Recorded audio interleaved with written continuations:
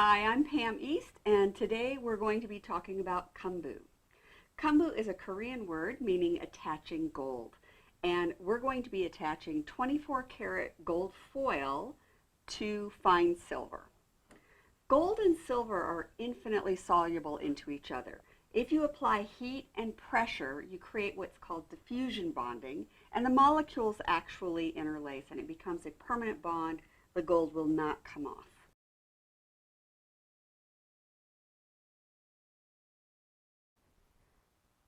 The first order of business is the heat source. How are we going to get the metal hot enough to be able to diffusion bond the gold and the silver? There's a lot of ways to do it. Some people do it in a kiln, some people do it with a hot plate, but my favorite method, bar none, is the ultralight kiln. The ultralight kiln is a small beehive type style kiln that was manufactured by JEC Products. It is just got a little element in there, and they're really well made. I think I got my first one, oh my gosh, well over a decade ago, and it's still going. These are just really wonderful little workhorses, and I've never found anything better for doing Keum-boo. They actually recently came out with a new model. This is called the studio model. This is called the beehive, and this is called the studio model. And the studio model has a slightly bigger element, which is great if you're doing enameling or if you're doing firing metal clay. For me, for Keum-boo, there really isn't much difference between the two units. If all you were doing was Keum-boo, I would go for the slightly less expensive version. But if you're going to want to do firing of metal clay or you're going to want to do some enameling, then you're probably going to want the studio version. You're also going to want a temperature controller. The device plugs into this, and then you can control the temperature with the dial. That's going to be important later on, and I'll talk about that when we get to that part. This is a soldering iron controller. JEC sells them, and JEC also has a list of distributors on their website if you're looking for someone you buy from frequently. So looking at some of the other tools that you're going to need for doing Keum-boo, there are a variety of things. The first thing you're going to need is tweezers and burnishers. I have two pairs of tweezers that I use. I have a 7-inch pair with a bent nose, and then I have a small pair. The small pair, the reason I want the small pair is because they come to a much sharper point and they're better for picking up the foil. I use the larger one for holding the piece steady while I'm working. And then you're going to need some burnishers. These are agate burnishers, and I like agate better than metal. Metal tends to tear the gold, whereas the agate glides smoothly over the gold. And I've got two shapes here, and you'll notice that they have metal handles. Traditionally, if you have an agate burnisher at home, it probably has a bamboo handle.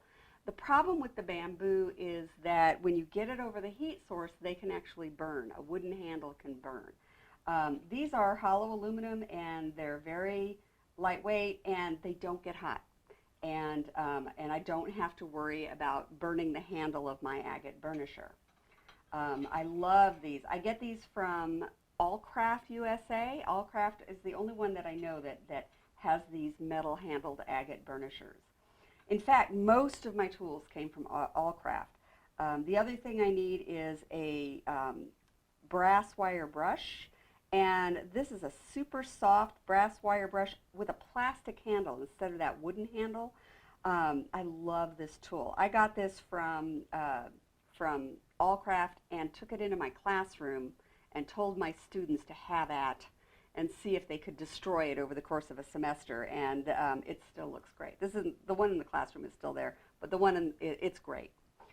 They also have this end-on brush where you can kind of get down into little areas that might be difficult to get into with a traditional style brass brush. A few other things that you're going to need, you'll need the Keum-boo covers. The Keum-boo covers fit on here, and that's what your work sits on while you're doing the Keum-boo. When you buy them, they're beautiful shiny brass, and the minute you use them they turn black. Don't worry about that. It doesn't matter. They're still going to work fine once they're black. And you're also going to need some tracing paper, some little scissors, and a pencil. The only other couple things that are really important, you do need to set the Ultralite on a heat-proof surface. They sell these hot mats. These are high temperature mats. You won't burn your work surface if your Ultralite is sitting on that. And you'll also need a ceramic tile to set your hot tools on and to set your hot work on so that you don't burn your work surface. And that's pretty much everything that you need to do Keum-boo. So let's talk about the materials that you're going to use to do the Keum-boo. The silver is 0.999 fine silver. You don't want to do this with sterling. Sterling gets oxidation, and the oxidation is going to prevent the gold from bonding. The best surface for working on is fresh out of the kiln.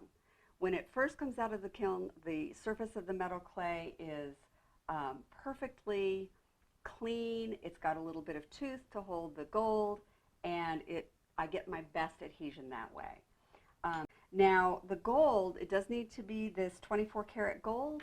You don't want to be using some kind of faux foil or any alloyed foils, because again, you're going to get these oxidation issues. There's other issues that come into play. So we are going to be using the pure metals.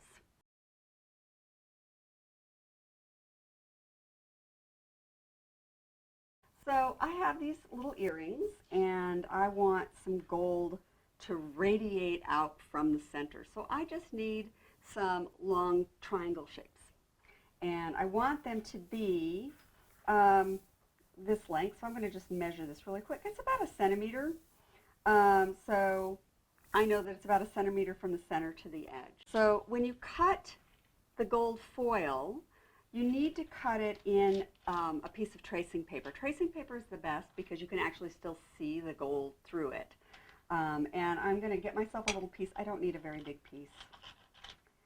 And I'm going to fold this in half. And then I'm going to measure off 1 centimeter because I know that's how big I want my... all right, so I've got it at 1 centimeter. I'm going to make a mark. Here's another one. Make a little mark. And I'm going to just draw a line, you know, that's about 1 centimeter from the fold. All right, so that's how long I want my little pieces to be. I keep my larger pieces that are nice and ready for projects in this box. And so I'm just going to grab this piece here, and I'm going to put the straight edge down into that fold. And then I'm going to cut off this 1 millimeter strip, or excuse me, 1 centimeter. So I use these like little sharp surgical type scissors for this. And you always, if you don't cut through paper, you're going to mangle the gold. So always cut through paper. All right, so I'm going to go ahead and cut this off. And then I'll put this nice piece back. And then I'm going to cut this into some little radiating pieces. So I'm just cutting some angles. And they're going to be all over the place. I'll pick them up. So I'm cutting a lot of these. There should be enough for both pairs of earrings. And this is a nice shape too. That is useful in other projects, so I don't mind if I end up with extra. All right, so I've got all these little pieces of gold, and you know, I can just pull these out with the tweezers. I want to get rid of the paper, and those are ready. I'm going to go ahead and stick them on here so I can move them around. And I'm going to separate them out. And then I can use my little tweezers to see how these are laying out. And I can just grab one of these. Here, I'll grab one down here. And you can see how I'm going to get these radiating shapes going off out from the center. And so I've got these all cut, ready to go.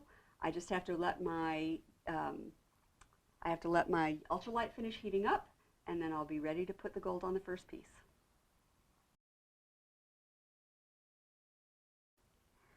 So I've got this all preheated, When you take the lid off, make sure that you put it on a tile or some heat-safe surface. You don't want to just set it on your countertop, you'll burn it. The way you check to see if it's hot enough is you char a toothpick. So I've got a toothpick, and you can see that it chars very quickly and easily, and that means it's plenty hot enough. It's actually a little too hot. Too hot is not going to ruin it. It's just going to go a lot faster, and you want to give yourself a little more working time. So I'm going to go ahead and I'm going to turn this down to 7. So I have laid some gold out on these earrings, and here's the thing. If I try and pick this up with the gold on it and move it, they go fluttering off, and because they're very light. And so it's easier actually to go ahead and put the piece on and then lay the little gold pieces on there.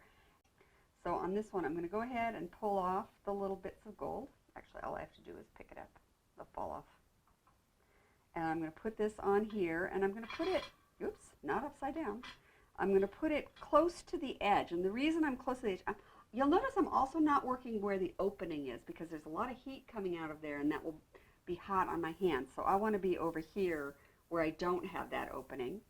And now I'm going to start setting these little pieces of gold on there that I cut, and I'm using the little tweezers because they will pick it up. The big tweezers aren't fine enough and they won't pick up the gold. And I'm just doing this little pattern on here, just laying it on top. Now I'm going to let them sit there and warm up, and what's going to happen is they're going to reach a point where they will tack fuse. So when it's been on there for a little while, it will tack fuse. When I touch it down, the pieces actually stick, and you can see them starting to stick there. So I'll get them tack fused. And I'm using this agate burnisher to start pressing it into the design. That one went a little cattywampus, but that's all right. The other thing I have is this is those 7-inch tweezers. I like the longer tweezers because it means my hand can be further away from the heat. And they're also heavier, so I can really hold the piece down. Notice that I'm not doing it this way with the points down. I'm doing it with I'm using the flat of the curved bent nose tweezers to hold this down. And I can use that to hold it in place while I burnish these on. Where the gold goes off the edge, I'm just going to go around the edge and burnish it to the edge. And you can see it really going down into that design. And again, I go around there. And if it starts getting hot, you know, you can move this. You can turn it. So, because if I get my hand over it, it's going to be really hot. I want to keep my hands not directly above the element, but off the edge. And there they are. And I'm looking at that, and I'm going to decide right now, do I want any more? You know, I think I am going to throw another piece on there. I'm not, maybe 2 more pieces.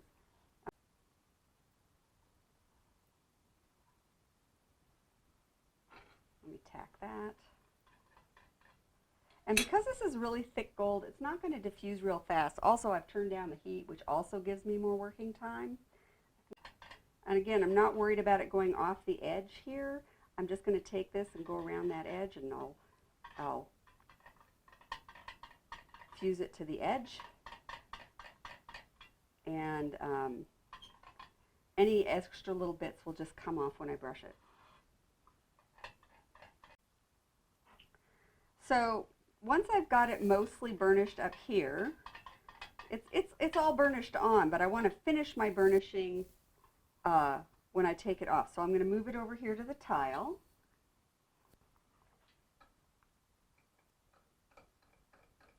And I'm going to complete my burnishing as it's cooling off. I'm going to continue burnishing it as it's cooling. More pressure, more bonding. I'm really getting those molecules of silver and gold interlaced. I'd rather have a little bit going off the edge and get rid of it than come up short and have to patch it. Patching is a pain. All right, so that's ready. So once it's cooled off and is ready for the next step, we're going to go ahead and brush it with a brass brush. Now, if you've done this correctly, the gold is not going to come off. It's just going to continue burnishing it down. And when you use the brass brush, you always want to use it wet with a little water to act as a lubricant so that we don't, the brass is very soft and we don't want it to transfer off onto the piece. So I'm going to get this wet. I'm going to just put a tiny drop of soap on there. It doesn't take much. A little bit goes a long way. And now I'm going to scrub this up with the wire brush. And this is going to finish burnishing it down. It's also going to take off, boy, can you see a little soap goes a long way there? It's also going to take off any of little stray bits that were hanging off the edges. All right, so let me rinse that off and dry it. And the gold is still there. It didn't come off. It was no problem. If there's a little bit, I can just scrape off anything off the edge there. And this is, they don't look a whole lot different, but it's ready for tumbling. And after tumbling, it's going to look a lot different. I do want these to be slightly domed, so I'm going to go ahead and put them in a dapping block before I tumble them. And then I'll tumble them and patina them, and you'll get to see them when they're all done.